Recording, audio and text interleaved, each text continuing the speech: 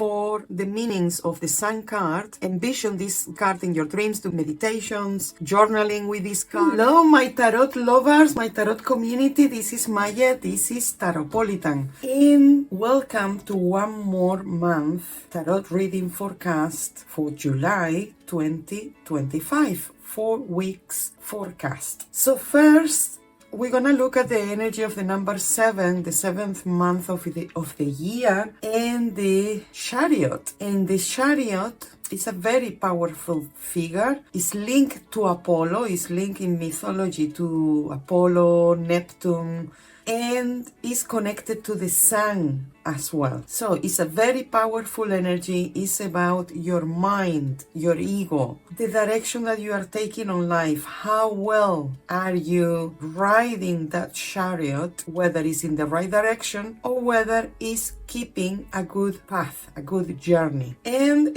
for this month, I always recommend that you do visualizations, creative imagination type of visualizations of meditations with this card, with the Chariot for July. So what happened this month of July? We have two interesting things astrologically. What is Saturn first and then Mercury? They are both retrograde this month. Obviously, Saturn is a longer retrogradation and Mercury is a faster retrogradation. But anyway, be careful this month with reopening old wounds and whether promising or accepting empty promises as something that is gonna happen. So be careful with the things that you promise to others, and because take with a pinch of salt promises of that you receive from others. And we have a full moon in the sign of Capricorn. So independence, courage, and dedication to the things that we want to achieve are very important for this month. And I just remind you that there is a solstice reading that it looks at the next 6 months energy. So don't miss out on that video. It's very good. Which connect, and in that reading you're gonna see a nice connection between our inner sun and our outer sun. A good balance with the justice and the sun there, tarot cards. And also don't miss out our moon sign forecast that they will come in next week. So let's start. And we are going to start with a week by week monthly forecast. So the first week we have the Queen of Cups. In the second week we have the Six of Cups, and we have entered Cancer. So everything about family, intimacy, closeness, the security of the home, all these things are going to play a role. And we have the Lovers in the third week and the Ace of Wands in the last week. Okay, we have a double 6. We may gonna reconnect with people that we haven't reconnected in years. And I would say like the shortest 1 year, the longest 12 years. People that we haven't reconnected for a very long time, there is a reconnection. And so we have a lot of water with the Queen and the Six of Cups that connects with the moon energy, that connects with our water signs, that connects with people really, plus the Lovers. And in the last week of July is very interesting for new projects, new activities. But let's see the total energy or the crown card for July. And we have the Sun. This is very interesting because in the solstice 6 months forecast, the Sun was taking a very important role for the next 6 months and what happens at the solstice. So pay attention, look for the meanings of the Sun card, envision this card in your dreams, do meditations, journaling with this card is very good as well.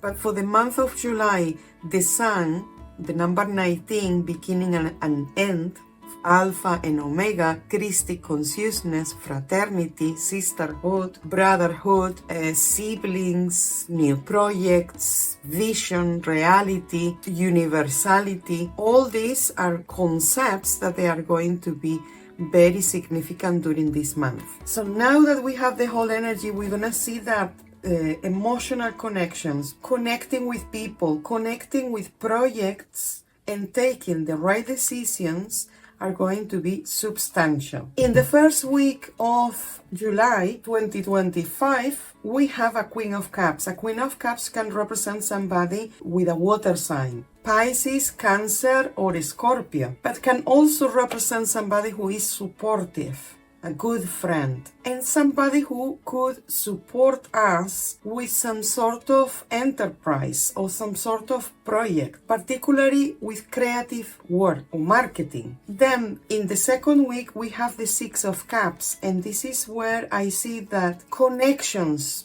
even from childhood, or reconnecting with people that at some time it was a playful connection. It was a good memory. So sweet memories from the past are resurfing during the second week in July.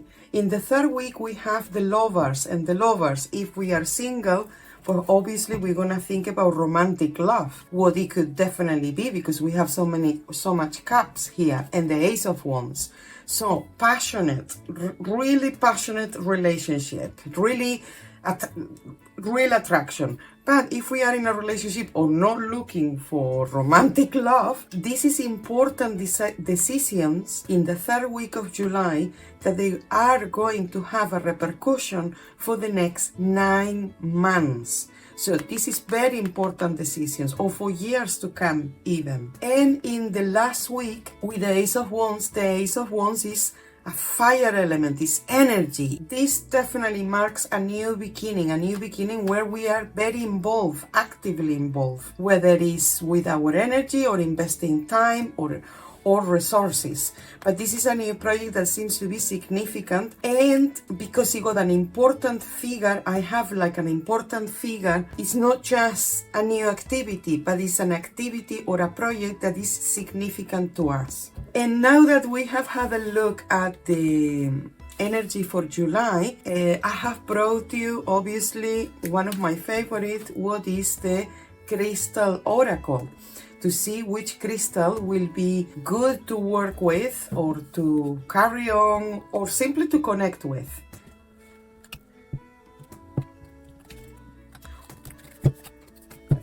Oh, my friends, Rhodonita or Rhodonite. Rhodonite is one of my favorites actually, and the message is find a way to forgive. But this actually match these energies. Forgiving people, that doesn't mean that we have to embrace or to carry on in the same path as people, but to find peace within us. This is what I call forgive, to give us peace and to let go the person. So Rhodonite is a very good stone for the month of July. Apparently the message is there: find a way to forgive, find a way to let go.